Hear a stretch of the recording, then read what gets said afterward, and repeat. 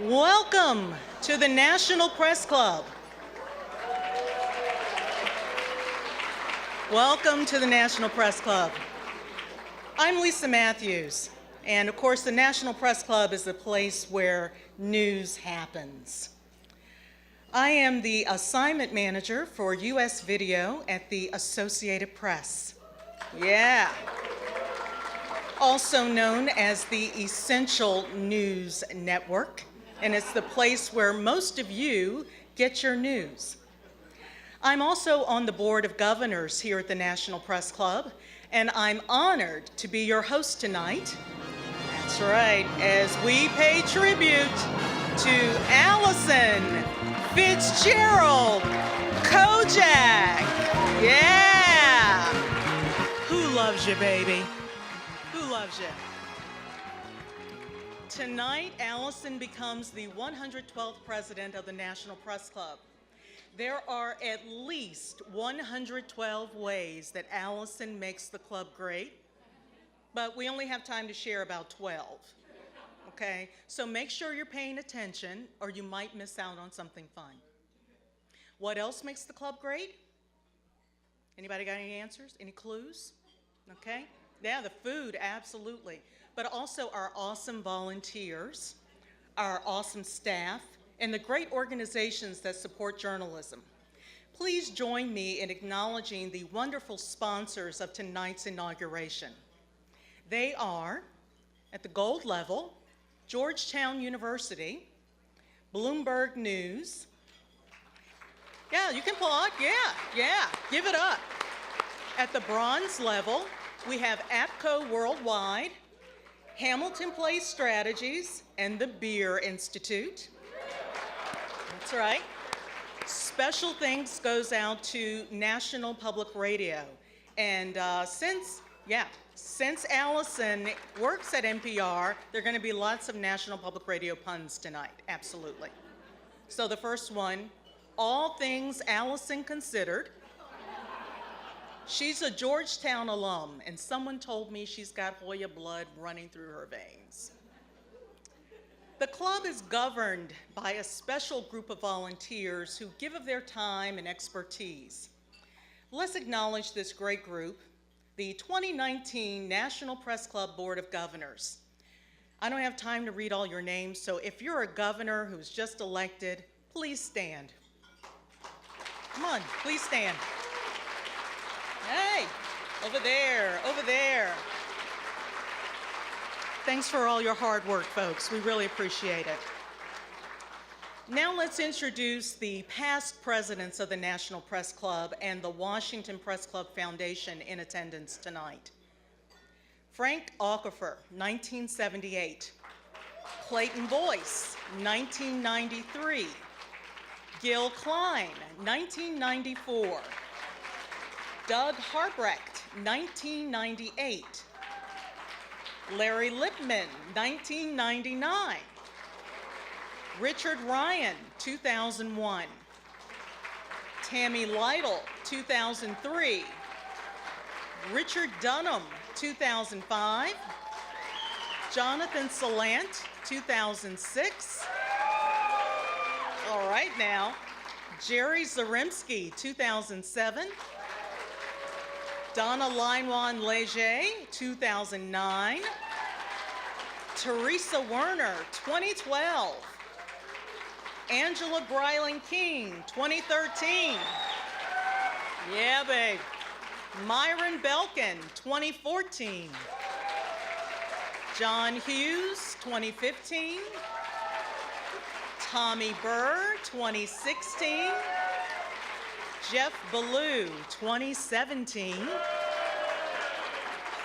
Andrea Edney, 2018. And now we're going to go way back when it was the Washington Press Club. Peggy Simpson, 1975. Yeah! Let's have a round of applause. We also want to give praise to a very special group of people, the Presidential Inaugural Committee. Now, I got to tell you, this group came together in a very short amount of time to put together this fantastic event tonight. Those folks are Donna Laiwan-Leger, she's chair. Yeah. Lori Russo, Dr. Shweta Chakraborty, Gotti Dector, Gil Klein, Tammy Lytle, and Melinda Cook Vanderveer. Thanks, everybody. Huge thanks to the team that put together this inaugural tonight. We also want to give a huge thanks to the press club staff. From the wait staff to the front desk clerks, it just wouldn't be the same press club without them. I'd especially like to acknowledge Lindsay Underwood, Laura Coker, and Executive Director Bill McCarron, whose daily efforts assure the press club is indeed the place where news happens.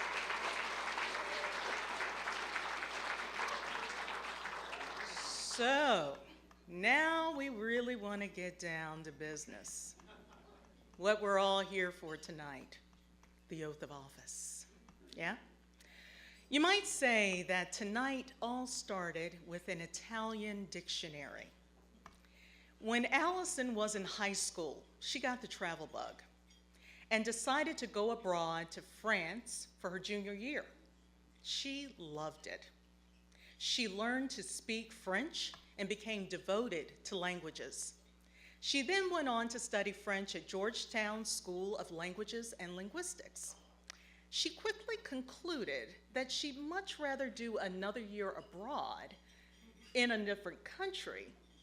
So she set her sights on Italy and changed her major accordingly because, you know, there was no way she was studying in Italy as a French major, right? Alison told me that this was how she made life decisions back then. Yeah, I'd say she's a smart lady. I wish I could have done that.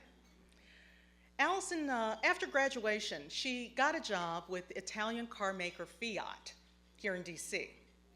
But back then, like now, it was a dying office. Okay. Sorry if there's anybody here from Fiat, sorry.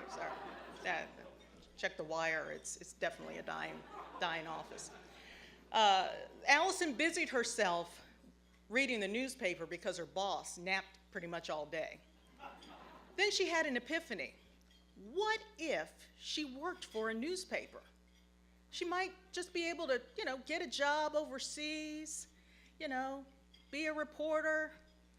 The problem was, Alison had never written a single news story. Not a day in her life, not even for her school paper.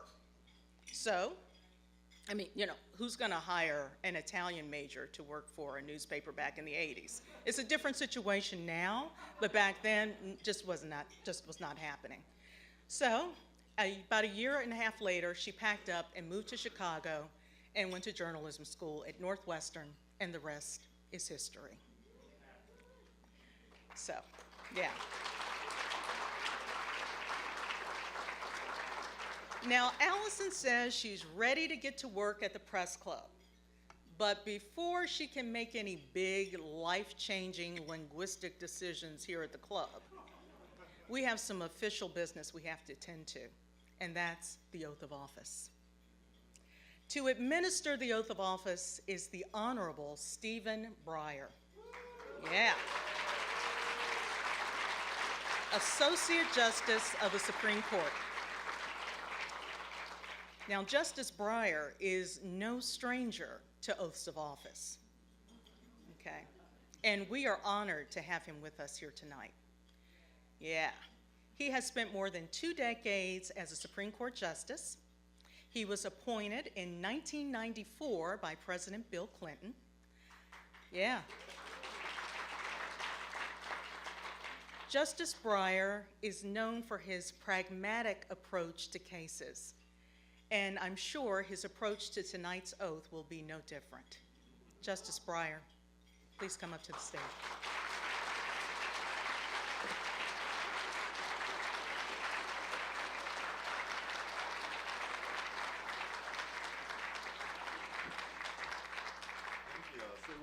I wanted to say a word about decisions because that's what I do.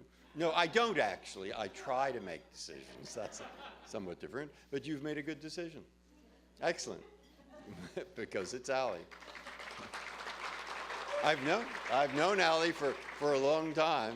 I mean, there were 5 of you, weren't there, or 6? We were good friends in high school, and I gathered that you were at our house so often because of the refrigerator. But now I know it was the Italian dictionary that was up in the and it's been great to follow your career. You've had adversity, and you've overcome it. And to see that career from the AP to Bloomberg to NPR to different associations to here is the President's Association, I'll tell you, I'm proud of you, and so is Joanna, and so is that whole group of 5. It's great. And I'll say one word about the oath. I've read the oath. It's a good oath.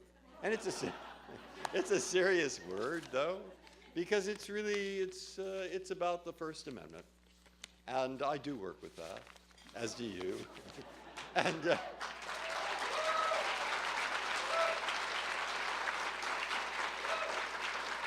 but we have something in common here. And I want to show you what we have in common. And in a way, it's time for the commercial. Here it is. I'll tell you, it doesn't come to the end, the commercial. It's about 2 minutes, 1 minute. But read it. It's worth reading it. It's there in your program. And I just read a book that Bert Newborn wrote called The Music of the First Amendment. And you know this, but we don't always pay attention to it. I'm going to read it. Congress shall make no law respecting an establishment of religion or prohibiting the free exercise thereof, or abridging the freedom of speech or of the press, or the right of the people peaceably to assemble and to petition the government for a redress of grievances. Now, that's good. But it isn't just those individual words. Why he calls it the music is it traces out a system of government. Why does it begin with religion? Why are they first? Because at the time it was written, there were very few who thought of ideas, they associate ideas with religion. And really, and people have said that in opinions, that freedom of a religion means freedom to think. It means to think the way you want. It's a freedom of opinion. And now, where do we go from there? We go from having the opinion to speaking the opinion. I mean, what's the point of having an opinion if you can't be a bore? You have to tell other people. Of course, you are free to tell your opinion to other people. We hope you listen sometimes, but not always. Or of the press. Why does the press come next? Because the press is transmitting something, that which you had the idea, that which you spoke about, that which you now transmit to other people through the press, and why you assemble. You assemble to discuss the ideas that you had, that someone else had, and that the press perhaps has told you about because it's going on somewhere else, and then to petition the government. And why petition the government? Because that's the point. It's a transmission belt. A transmission belt from the idea to the speech to extending it through the press and then assembling and then petitioning government. And what it's telling you is this is part of what this document is about, which is an effort to have in the United States of America what Lincoln called of the people, by the people, and for the people. And that's the only way you can do it. So it's more than just freedom of the press because it's a great thing. It's freedom of the press right here in the way it's written because that's how our government is going to work. And that's the only way it can work.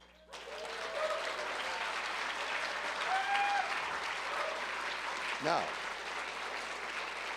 time for the commercial. I get to talk to you once every, 50 or 60 years. So I can't resist a commercial. And this is the commercial of where we deal with this. It's our job to say rule of law. What does that amount to? And it's our job to get people to understand this, the First Amendment, and more. It's not, in other words, our job just to do it, to decide cases, but it's part of our job, certainly, to go to those high schools, to tell those high schools, I have some of them right here, fabulous, fabulous, Allie's great, Well, you tell them you're part of this country. It isn't just the press or just the judges who have the job of maintaining the rule of law or transmitting things. It's you, my friend, the cynic. No, you better stop being the cynic. You better participate, because that government isn't going to work unless you understand not just the First Amendment, but something about the rule of law and something about our institutions. And there are a lot of institutions. We're one of them over there on 2nd Street, but there are a lot of others, and you're part of it. You're part of freedom of the press, which is part of something bigger, which is part of the democratic government. So what I suggest, and that's the commercial, you don't just do what you do, though that's great, but you also tell people what you do, and you tell them why.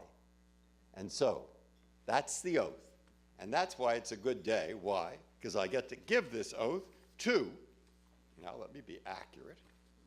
Let me be accurate. Oh, you put your, well, where is my oath? God, what happened to the oath? Luckily, it's here. I get to administer this oath to Alison Fitzgerald Kodjak.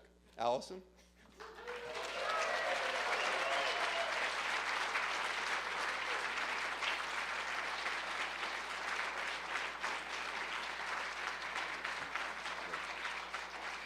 Are you ready? Now, where's the Italian dictionary? That's the orange one. The orange one.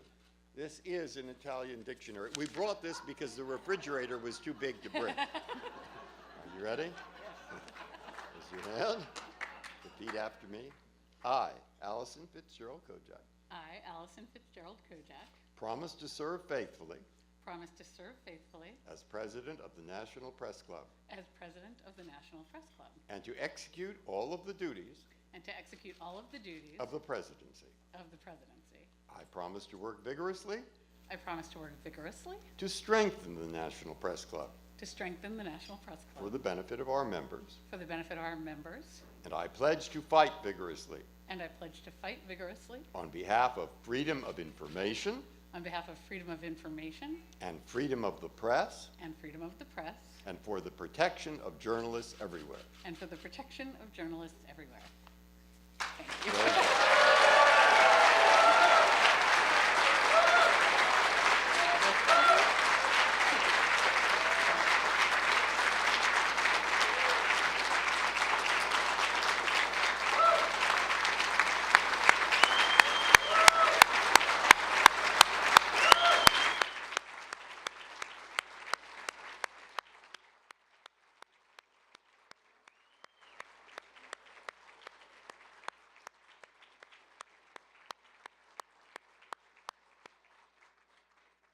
All right.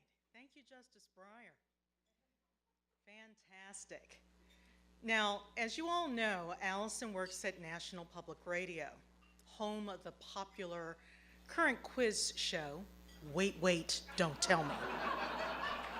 Yeah. Well, the folks from Wait, Wait, Don't Tell Me are taking a break tonight, so they left it up to us to come up with a quiz about Alison. Yes. Now, I'm going to read you 3 headlines about Alison. Only one is true. Okay? You pick the right one, and the lucky person will get to go to the really hot after party that's happening over at the W Hotel after this. Okay, just joking. First headline: Fitzgerald Kodjak learns to skate, does double axel on first try. Headline number 2. Now, headline number 2. Tacoma Park mom's egg business goes bust after chickens fly the coop, get eaten by chicken hawks. Headline number 3. Berkshire's resident hits moose on the way to visit sister who hit the moose. All righty, no guesses yet.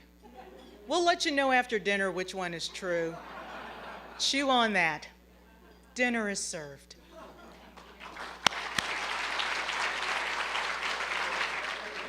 That was an excellent meal, was it not? Can I get some love for Susan Delbert, our fantastic chef here at the National Press Club. That was just delicious. I mean, in each and every way. So the time has come for me to shine the light. Yeah, shine the light. These are courtesy of NPR. Yeah. It's time for me to shine the light on the answer to that question I gave you just before we went to the meal. So did anyone figure out what the answer is? Anybody? Oh, yeah, okay. All righty. The correct answer is Tacoma Park mom's egg business goes bust after chickens fly the coop, get eaten by chicken hawks. Yeah, absolutely. So now we're going to have some very special folks come up and pay tribute to Alison Kodjak. The first one, I have to tell you, I love waking up to this man. Oh, yeah. Steve Inskeep is the host of NPR's Morning Edition and NPR's podcast, Up First with Rachel Martin and David Green. While you all might be, familiar and used to hearing him here in DC, I've got news for you. Steve has hosted Morning Edition from just about everywhere in the world, including Cairo and Tehran, okay? He joined Morning Edition in 2004 and has been with NPR for more than 20 years. Yeah. Steve is known for probing questions to everyone from musicians to presidents. So now he's going to question our new president. I'm just joking. Yeah. He's going to say a few words about our new president, Alison Fitzgerald Kodjak. Come on up, Steve.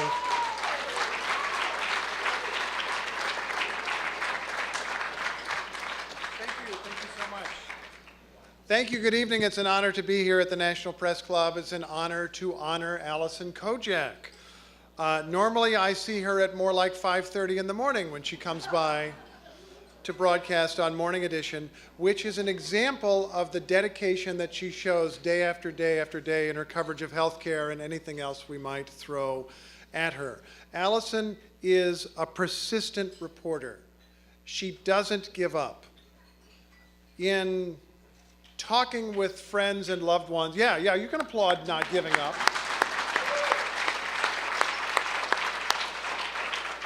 That's actually the theme of this very brief speech, is not giving up. Don't give up listening. Alison will do whatever she has to do to get the story and get it on the air. In December, there was dramatic news, you people may remember this, when a Texas judge ruled that the entire Affordable Care Act was unconstitutional. The entire Affordable Care Act was unconstitutional. This ruling became known on the same evening as the National Public Radio Christmas party. Alison, I'm told by multiple sources, was just leaving the Christmas party when she was recalled to duty to broadcast live about the Affordable Care Act being overturned by a Texas court. I do not know if it was before or after the live broadcast that Alison counted and calculated that she had had 4 drinks before this live broadcast. And I went back, Alison, and listened to the tape. And you said phrases such as protections for lactating mothers without any kind of a slur whatsoever. So, let's hear it for Alison Kodjak.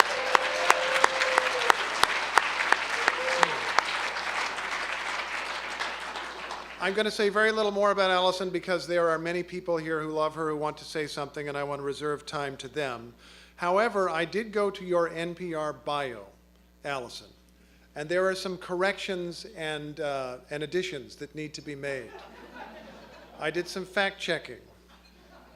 I mean, there's nice stuff in there. Alison, as we've heard, went to Georgetown, went to Northwestern, has covered a lot of different kinds of news in her time, has won multiple George Polk Awards, which is something, yes, something to applaud. So the NPR bio says all the George Polk stuff and everything, and then it gets down to the kicker and it says, she raises children and chickens in suburban Maryland. Alison. We have already heard from the quiz that that is dated information.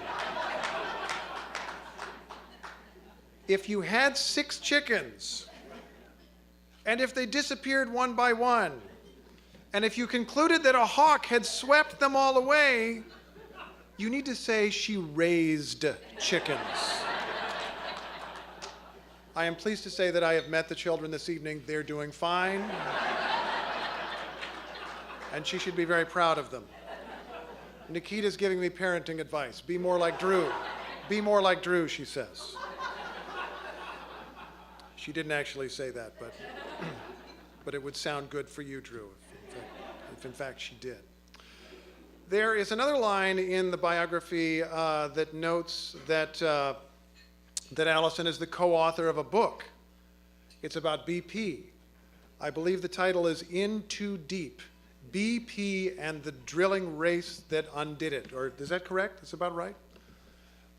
That's a great book title, but what is not included in the bio is that that is the first of a series of books that Alison is going to be writing. The In Too Deep series.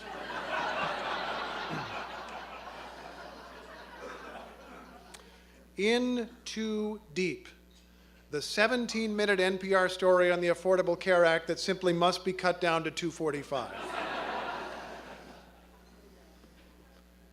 In Too Deep by Alison Kodjak. Everything that I need to know I learned while cleaning my chicken coop.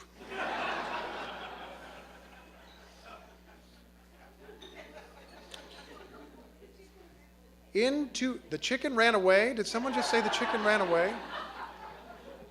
Is that an alternate theory? Is there a conspiracy theory about the chickens? There's a couple more books coming from Alison. In Too Deep, how members of Congress just kept waiting for someone else to solve the shutdown. And she's got one more book coming. It's called In Too Deep, Tips for Spotting Russian Asset Handlers in Washington.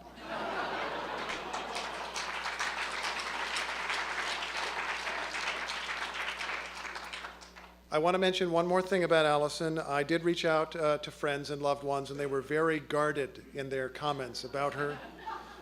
They said there are things we could tell you, but they're just too embarrassing, so I only have one other item to mention, but I think it's pertinent tonight. It's relevant tonight. It's not even funny, but it's relevant. I learned from a dear friend that when Alison was in high school, a senior in high school, she was diagnosed with leukemia, that she missed half her senior year of high school.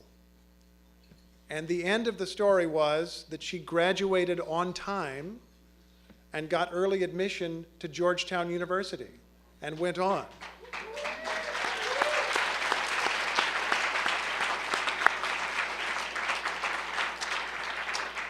Which gets back to the theme.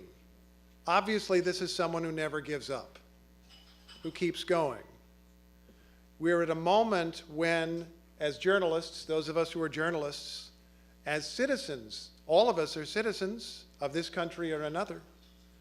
This is a moment when the most vital quality for us all, I think, is to never give up. We don't have all the truth today. We'll never have all the truth in any given day. But we wake up tomorrow and we seek some more, and seek some more the day after that. We never give up. And with that, let's honor Alison Kodjak.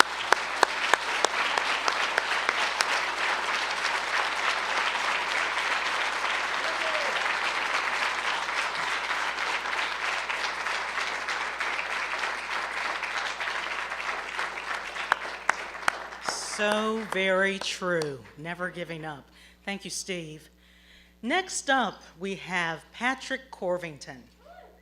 Patrick is Executive Director of DC School Reform Now, also known as DCSRN. DCSRN supports underserved communities in DC while ensuring that public schools in this city become the best in the nation. Prior to that, Patrick served as Senior Fellow for the Campaign for Grade Level Reading. He also served in President Obama's administration as the Chief Executive Officer of the Corporation for National and Community Service. But before all that, he became friends with Alison Kodjak. And now he's going to come up and say a few words about his friend.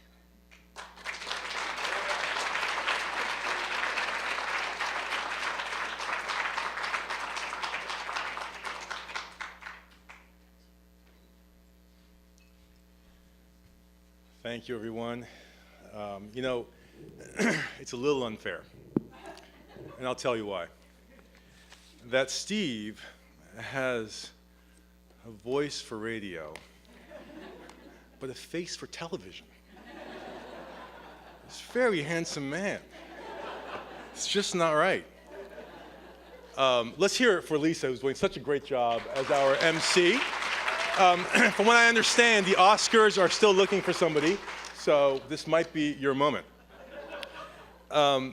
Before I begin with some formal remarks, a couple quick things. So, during the cocktail hour, I was walking around, and many of you, a few of you, came to me and wanted some background information on Alison. Patrick, what can you tell us about when Alison was this or that? But what I found interesting about the rhythm of the questioning is that it was always this. Patrick, what can you tell us about Alison? Do you want another drink? Do you know when Alison was, do you need a refill? I'm beginning to understand how you people work. And in that vein, what makes Lisa such an excellent host is that she's doing something that most people cannot do, which is to keep a couple hundred journalists in line when they have unfettered access to alcohol. I don't know how you do it. Now, when Allie asked me to do this, I was so touched, of course, because she's been such a dear friend, and Drew and Allie. And I look at the kids who are all grown up now. I look at Keita, where is Keita, who is a young woman, and I knew her when she was just this big, and she had the same attitude then as she does now. Some things don't change, and then I see Forrest there, who's grown so much. And, it was, for me, such a touching thing that she asked me, and I was thinking, what could I talk about? What could I talk about? I could talk about, how much I love them, how close they've been to me, how essential they've been to my life, and all those things over the past many years. I could talk a little bit. I was trying to think about, I don't know her professionally, but I do know her personally, know her well. So maybe I could draw some theme about how her personal values get expressed professionally. I could talk about how she's dependable, she's kind, she's just, at times exacting, lives a life without judgment. And I thought about all that, and I thought, it would be perhaps irresponsible. Be irresponsible. Because, you see, here's the thing. She's your new president. And as your new president, you're going to have to work with her pretty closely. And there's some things you probably ought to know. The first thing you ought to know is that she has, if Alison weren't enough, 5 sisters sitting right there. The Fitzgerald girls. Now, what you should know is that, 5 Irish girls from Boston, you're going to know them by the end of the night.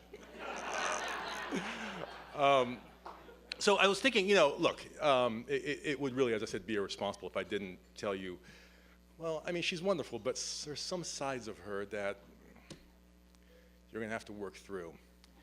And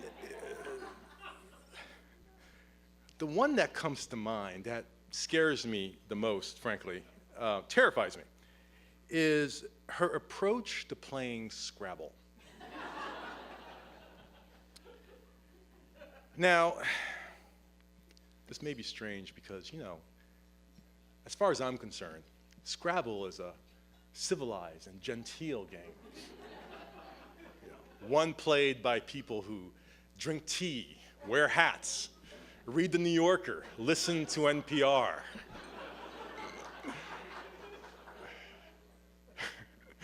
But Alison has broken that mold. I mean, you know, for her, Scrabble is a contact sport.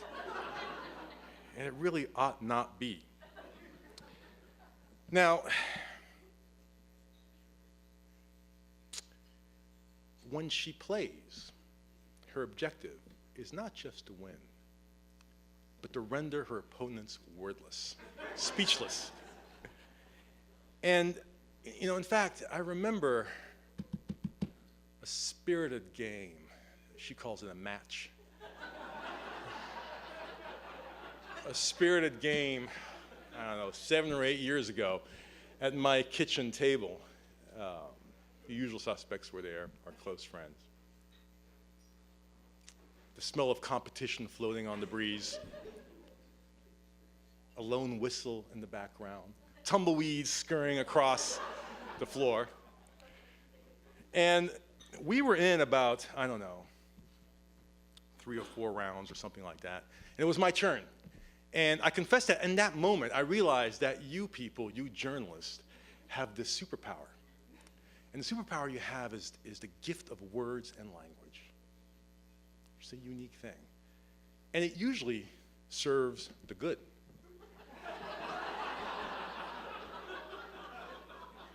But sometimes it is used to beat your opponents down into a quivering mess. And, you know, I said, I'm not particularly good at Scrabble, so we were maybe in the 4th or 5th round. And I was putting down, you know, 2-lettered words, 3-lettered words, while at times shouting out 4-lettered words. And I was stuck. And, you know, she waited, you know, impatiently. And then, using a Q, and then a U, and then an X, she spelled out the word quixotic. Quixotic. I had to look it up.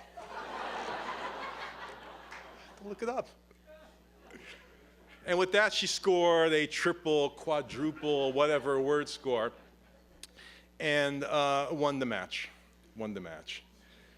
But it didn't end there. No, it didn't end there. That wasn't enough. She grabbed the board with 2 hands, raised it, and slammed it on the table. And she proclaimed in Latin, "Ego vicit, I am victorious."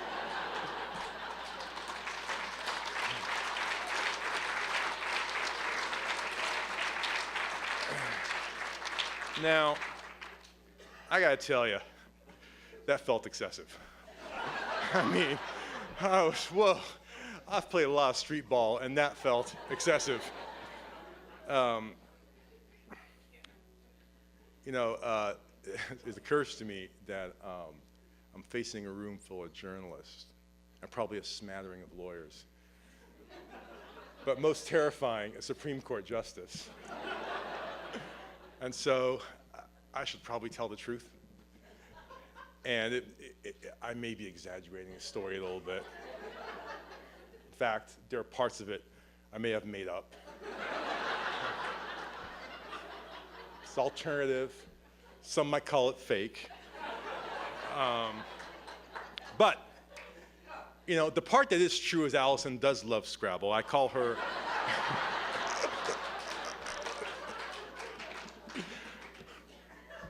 The other part that's true is I was using 2- and 3-letter words. I mean, I'm going to own that, you know.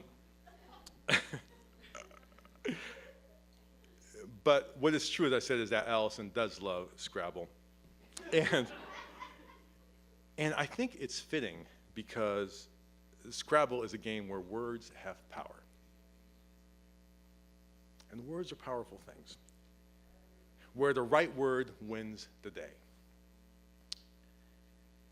And quixotic, since I've had the opportunity to look it up, that word was the winning word is fitting because I imagine, not being a journalist, that at times it may feel like this rigorous pursuit of truth seems an old and romantic ideal, one that we might have imagined existed in these walls and the pictures that we see here. But it is neither romantic nor ideal. It is simply what needs doing. It is simply what needs doing. You know, as Steve alluded to, you know, in this time when people hide behind the cloak of journalism to advocate a position rather than the truth, in a moment where it seems that the value of words is in the volume in which they are uttered rather than the truth in which they're rooted, in a time when journalists and journalism are under the greatest threat, that this pursuit of idealism, of ideal and of truth, one imbued in your profession, I imagine is the most necessary thing. And at these moments of necessity, we turn to what is fundamental. The night that Alison won the vote and became president, she made some remarks. And one of the things she said is that this is a special place. And it is a special place. And as a special place, it again has a special person at its helm. And so, as I think about advocacy, then I think about journalism. I think of my dear friend as someone who has the passion to be a fierce advocate for journalism while also having the necessary dispassion to be an excellent journalist. So, I say that we do this for the first time in what I hope will be many more tonight, which is that we raise our glasses, preferably with some kind of alcohol. Allie, you're a gift to all of us. You're a special person, and like all the other great leaders of this organization, you will do great things here, and I know we are all happy to have you. Cheers.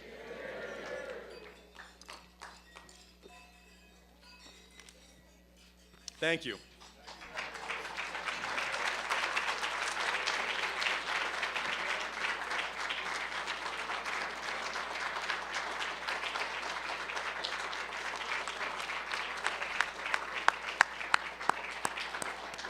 Thank you so much, Patrick. Our next speaker is all about the details. At least I'm betting she has to be. Nancy Barnes is NPR's Senior Vice President of News and Editorial Director. Prior to joining NPR, Nancy spent nearly 30 years leading high-performing teams, including the one at the Houston Chronicle.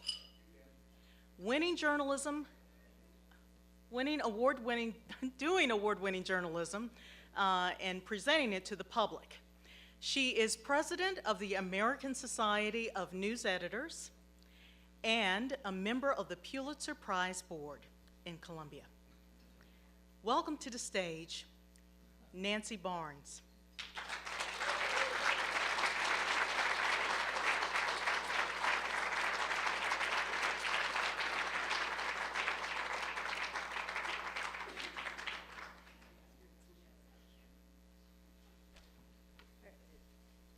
Thank you. I'm honored to be here tonight to celebrate the induction of your new president and to honor the work that everyone here at the Press Club does on behalf of journalism and the First Amendment. Now, I know this is supposed to be a roast, and when the ask came in to say a few words, I wanted to crawl under the table because I lack a funny bone. A sense of humor is a sign of intelligence. And the fact that I lack a funny bone has really been a form of insecurity to me. So Alison said, don't worry, Nancy, it'll be okay if you're just serious and, pathological serious. That's what I'm all about. So I'm going to deliver the spinach at the roast and talk about journalism and high-minded ideals, and you all will go away knowing you're a little smarter than me because you do know how to tell a joke, okay? So as you all know, I'm new to NPR in Washington. I've been here about 6 weeks, and I really know Alison really well. But actually, I have admired her work for a long time. And so it is with all great journalists. Her work ripples on far beyond geography and has had an impact that can affect change for the better in the lives of individuals and society for years to come. This is, in fact, the kind of work Alison has been delivering her entire career. Revelatory reporting that holds individuals, businesses, and whole industries accountable. I actually took notice of Alison's work some years ago when I read her stories on the foreclosure crisis in Florida and on Warren Buffett's predatory home business. It caught my eye because most reporting on the Oracle of Omaha tends to be fawning. This work was searing. Today, and here comes some spinach, guys. In January of 2019, it may not seem so groundbreaking to be honoring Alison as the incoming president of the National Press Club. So I would like to take a minute and pay tribute to the women for whom such honors were often unattainable.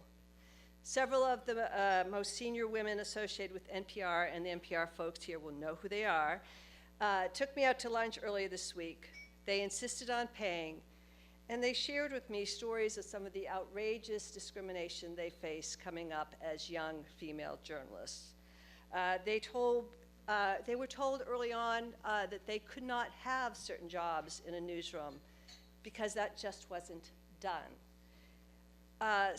One of these journalists knew that the young man, 7 years younger than her, who had just been hired, had been paid a higher salary, and when she went to complain about it, she was told, well, one day he might need to support a family. She did eventually get her raise. Fittingly, because this was just a few days ago, they also reminded me of the girls on the balcony, the girls, mind you, who had to take second-class seats, decades ago while covering events at the press club. So, discrimination takes many forms, as we know, from wages to hiring practices to turning a blind eye to sexual harassment. And so, which we've seen a lot of in the last couple of years. And so as we honor Alison, let us also honor all the women of our business who have courageously persevered through all sorts of discrimination to serve journalism and the public with great distinction. I promise you, you cannot overestimate all the battles that they have fought.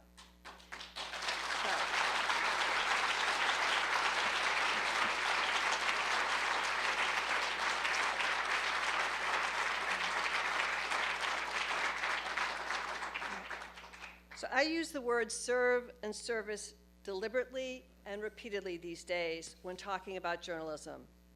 Part of the reason is obvious, that ridiculous enemy of the people mantra. But long before the rise of Trumpism, demonizing the media has become a tried and true political strategy. And in truth, we had steadily lost ground with the American people when it comes to credibility, according to endless Pew reports. We must counter that trend and that narrative by informing and reminding the public regularly of the indispensable role we play. I have found that if you do this with readers, listeners, viewers, all the many ways that journalists truly serve the community and the country, you can maintain and rebuild that trust. When good journalism leads to better roads, or schools, or health care, or blows a whistle on drug pricing and insurance shams and predatory lending, Americans take notice and they even thank you. I cannot think of anything more important in our country right now than a credible, trusted, independent press that fights for information, for the public's right to know, and upholds its role in this delicate form of government we cherish, democracy. Alison, as we all know, has dedicated her career in service of the public. Since joining NPR from Bloomberg in 2015, she has conducted impressive reporting on prescription drug prices and the predatory practices of some pharmaceutical companies. She has looked at how investors see big opportunities in treating opioid addiction of all things. And last year, she reported with the Center for Public Integrity on the influence of the drug industry on Medicaid, a story that led to real change. And the last page is missing. All right, well, that's pretty good. Because you know what was going to come next was going to be the story of the Christmas party, because Steve and I did not check our notes together. So what I wanted to close with was saying that, you know, Alison is the epitome of the journalist that we want. She has dedicated her career to serving the public. Al, will you come up to the podium?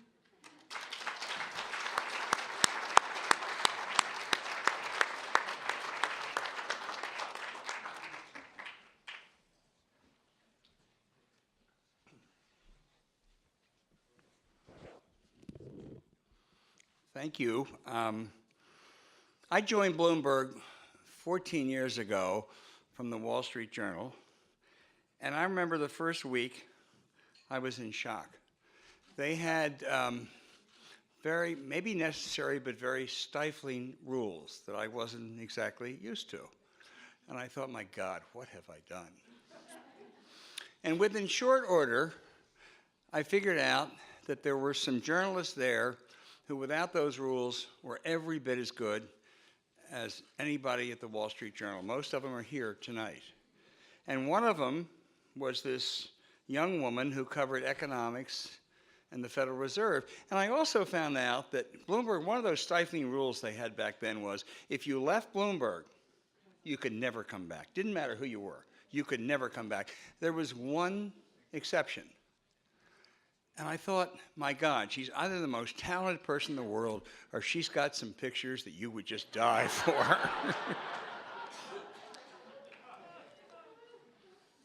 And then there was her name, Alison Fitzgerald. I mean, it just, think of it. Edward R. Murrow, Mary McGrory, Alison Fitzgerald. It just radiates elegance. And she was a very elegant writer. Physically, she was a klutz.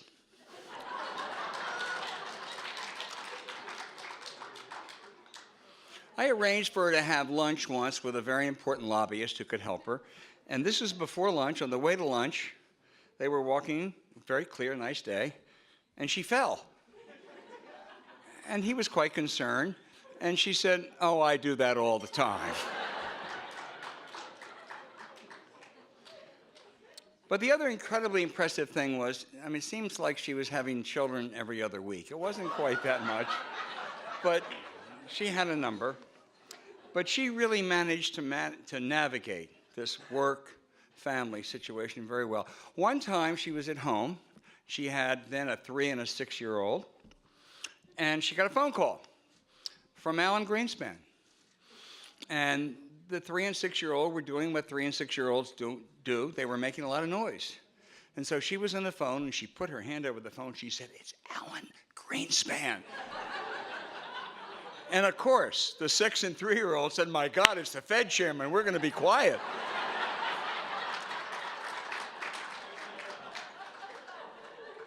I mean, she really did pull that one off. One thing I want to tell you, though, Alison, because you told me you were worried about this. One time I took her up, and we interviewed John McCain together. And she was really bothered because McCain, as was his one at one point, said, "You know, I'll tell you something. Some people are going to go to heaven, and some people aren't." And he looked at Alison. Alison thought that he was talking about her. Alison, I can guarantee he was talking about me. There was no one. She was just fabulous at source cultivation. I mean, she covered economics and the Fed, and her range was just extraordinary. And she went to her economics editor then, a fellow named Dan Moss, and she said, "I've got this great source. He's really a Wall Street guy. He's really plugged in to the Republicans, he's going to be a long-term player. That was Anthony Scaramucci. Now, Woodward and Bernstein had Watergate. Alison had the mooch.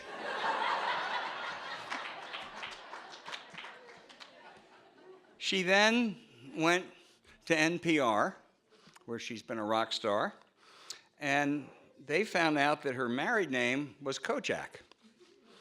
And they seem to have this fetish for offbeat names. Steve, I don't know how you made it. I mean, Inskeep is so normal. And they persuaded her that she would be Alison Kojak. And an editor there told me that one of the great benefits of that is that most of the listeners think she's married to Telly Savalas.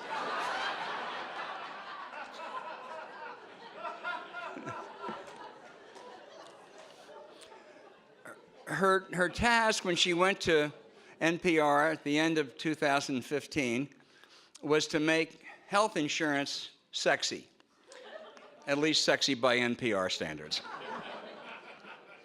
And incredibly, she did that, a little bit of help from Donald Trump, but she's pulled it off.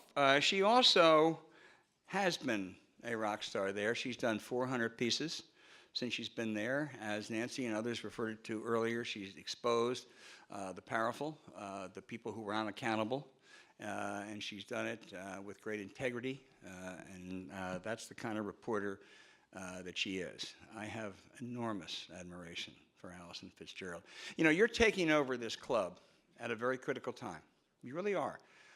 We are under assault. You may have to go back to the Alien and Sedition Act to find the kind of, I didn't cover that, but you really may have to go back to find out the kind of assault we're under now. The Russian Foreign Ministry has a special section now, they began last year, called fake news.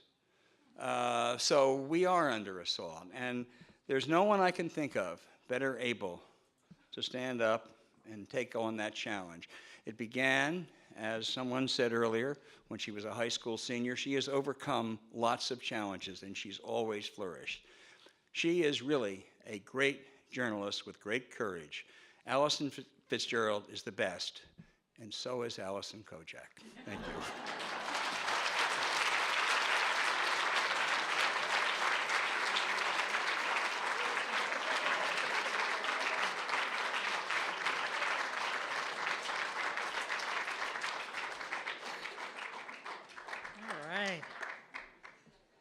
Lots of love in the room tonight. Are you feeling it?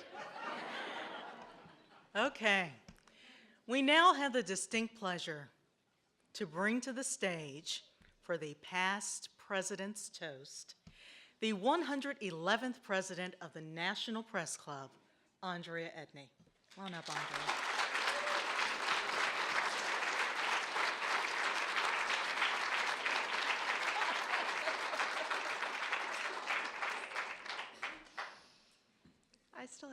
I still have some wine left. Not for long.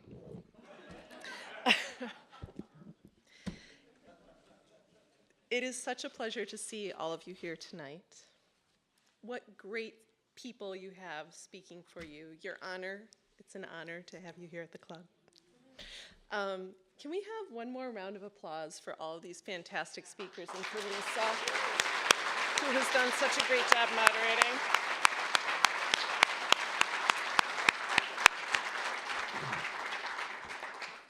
So I first met Alison here in Washington, D.C. at Bloomberg News. And she had, when I moved here, she had this great reputation as being a smart and talented journalist. But the one thing that really made an impression on me was something that Al alluded to just a few minutes ago. Al, I didn't know if I was going to talk about it again, but I think I will. And that was that she had left Bloomberg and come back to Bloomberg. And until I met Alison, I was the only person that I had known who had done that. And so that, Alison, made such an impression on me, and I really appreciated it, because it said to me that Alison lives life and lives her work on her own terms. And the more that I have gotten to know Alison, the more I have found that to be true.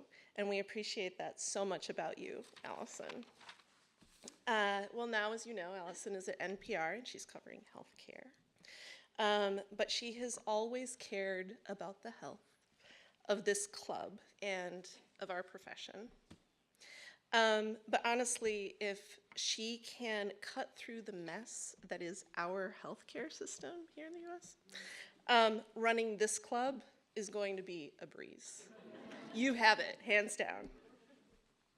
When Alison was vice president, she may not have been the first person to arrive at a meeting, but the fact of the matter is that neither was I. And between the two of us, we were always the last to leave, especially if there was a glass of wine or a gin tonic involved. And from that, I knew that Alison would bring great drive and integrity and some humor to this office, and that she would throw a great party, as you see here tonight. So it's not always going to be fun and games. Changes in the ways that people get their news have placed our profession under extreme economic pressure, and changes in the ways that our leaders talk about the professionals who report the news require a defender as never before. And I'm here to tell you that I know Alison is up to that task.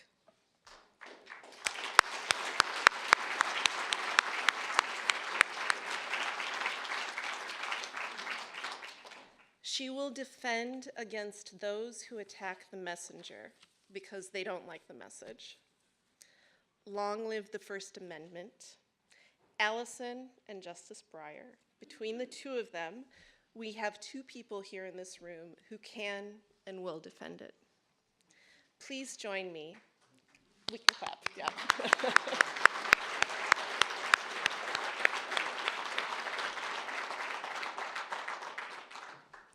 Please join me in raising a glass to Alison Fitzgerald Kodjak. But not with leftover Oh, red thank wine. you.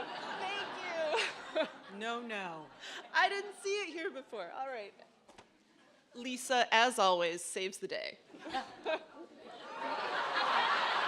It's a J-Lo moment. And more graceful than she, Alison. Please. That was excellent. Better than J-Lo. Better. No, not J-Lo. Jennifer Lawrence. Yes, yes. Please, please, everyone, join me in raising a glass to Alison Fitzgerald Kodjak, the 112th president of the National Press Club.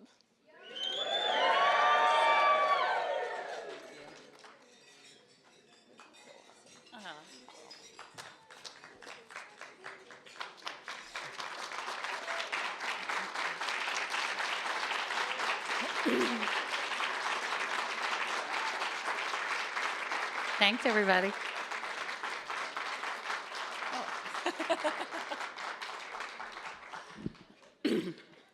Hi there. This is, I just can't believe I tripped.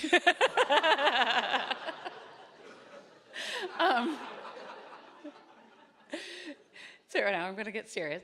No, really, it's such an honor to be up here, and it's a little overwhelming after all these fun speakers to try to follow you all, because I don't have the best funny bone either.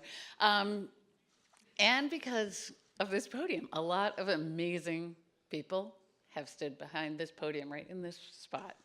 I'll give you some examples. In 1976, Jimmy Carter and Ronald Reagan each came here to the club to announce they were running for president. A few years earlier, in 1939, Eleanor Roosevelt was the first woman to address the National Press Club. And thank you, Nancy, for talking about the role of women in journalism. And then the Reverend Martin Luther King stood here in this ballroom and spoke in 1962. So now you're all wondering, why am I here? That's the real question.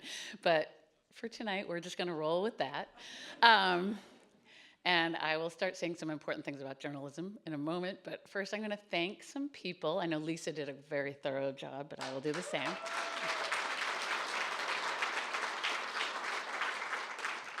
First, I'm going to say thank you to my wonderful husband, Drew Kojak, who gave me this name.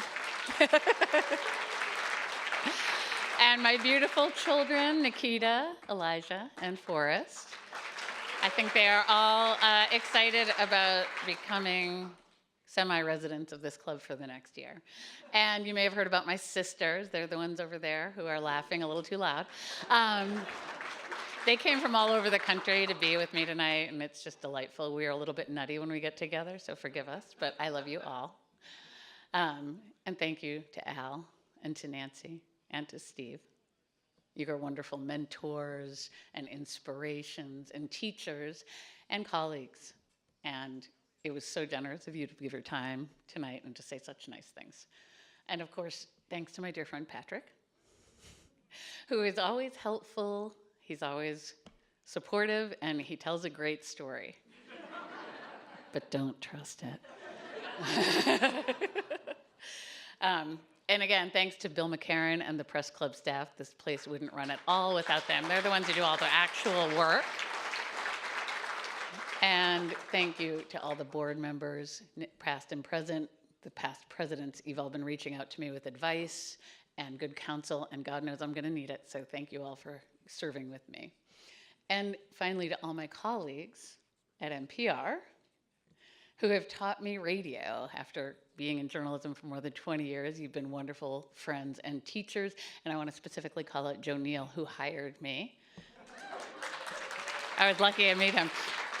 And I was so excited when Joe offered me the job at NPR. I was so excited, I sent him flowers. He took a photo and sent it back to me. And finally, I want to thank Justice Breyer and Joanna. Thank you so much. It was really generous of you to be here tonight and give your time.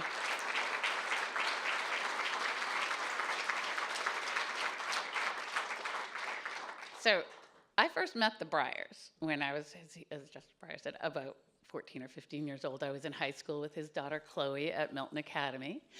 And we used to go to their house for sleepovers and to eat out of his fridge.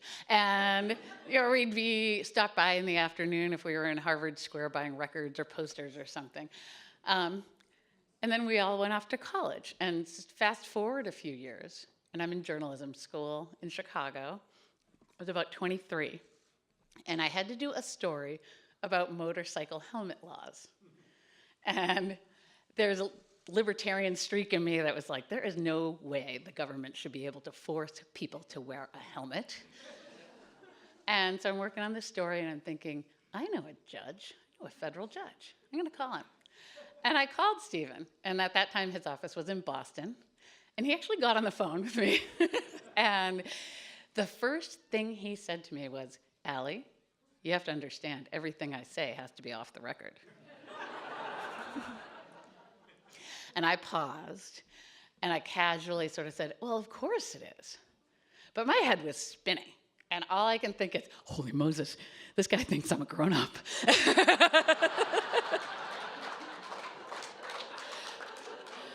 So the bad news for all of you is I won't be telling you what he said about the helmet laws that day.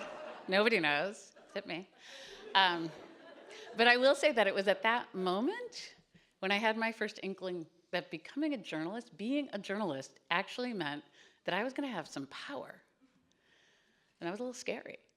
So, because having a pen or a microphone and having an outlet that will publish or air your work is kind of like having a gun and a badge. It is a huge responsibility.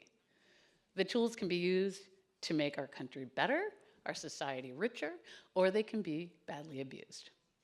So we, as journalists, need to wield those tools fearlessly, but also with great care. Our job is to find the truth and hold the powerful to account. And I don't think it's a secret that right now, we've all talked about it tonight, that journalism is going through a bit of a rough patch. A lot of people don't like us, which is shocking given the beauty of people in this room, but they don't. And more of them don't seem to trust us at all. It's our neighbor down the road. He attracts our credibility. He attacks our character. He calls us the enemy of the people. But at least those of us in this room know better. We journalists are not the enemies of the people. We are the advocates for the people.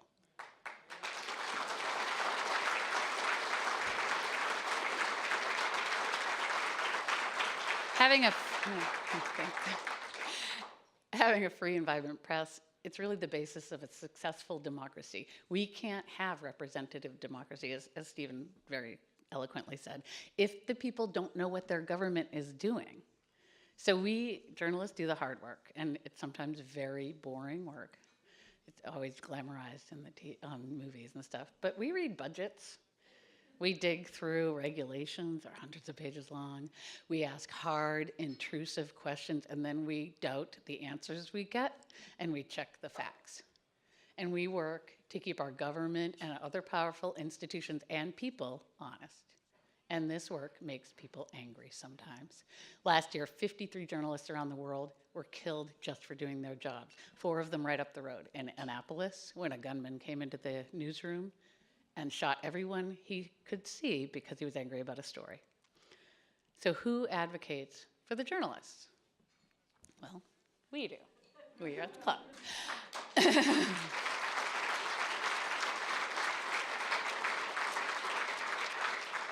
So over the last several years, the National Press Club has become a leading voice in defending the freedom of the press here in the US and across the world. When we speak loudly with the unified voice of our more than 3,000 members.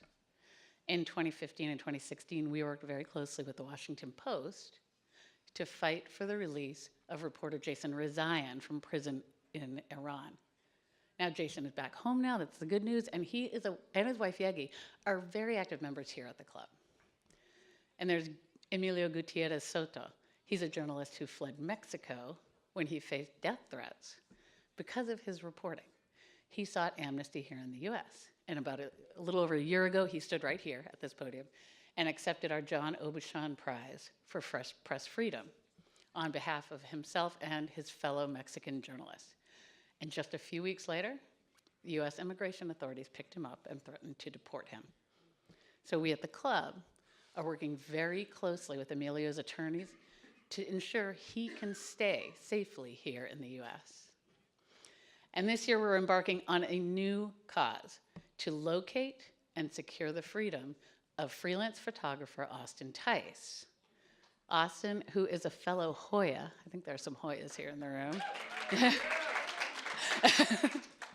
Austin worked for the Post and for McClatchy as a photographer, and he disappeared in Syria 6 years ago.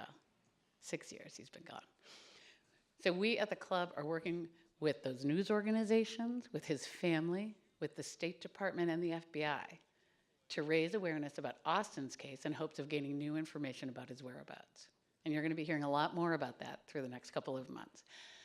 So that's what we're already doing in the realm of press freedom. So as president of the club, what I want to do is expand that work into the realm of freedom of information. Any journalist who covers government knows that it has become harder and harder over the years to get any good information from our government. And we need to know what our public servants are doing. So when I was at Bloomberg, this was a big effort. I was part of a team that successfully sued the Federal Reserve in 2008 to find out where the money was going in the bank bailouts. And at NPR, we are turning to the courts more and more to ensure that the press and the public have access to government information. So this year, I'm planning to expand our press freedom team so that we can speak out more forcefully on freedom of information issues as well.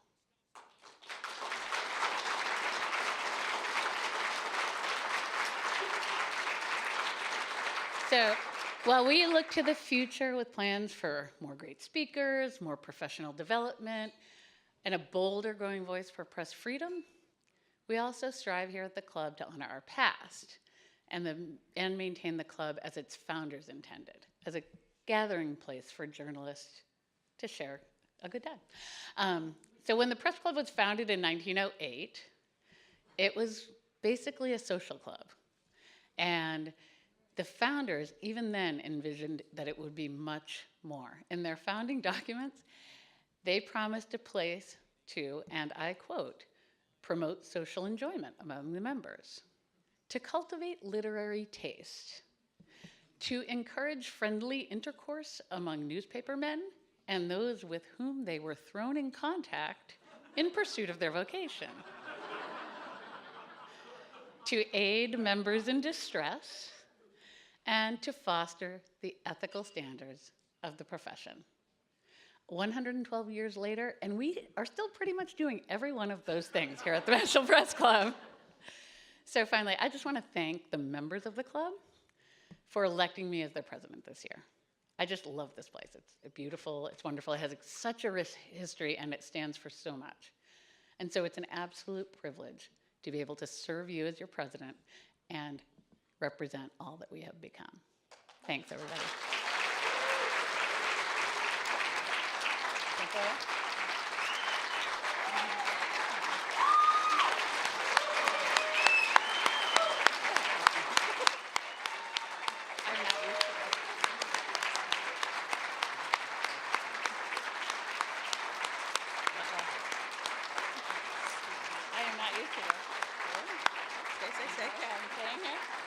Is she fabulous or what? We're going to have a great year here at the club.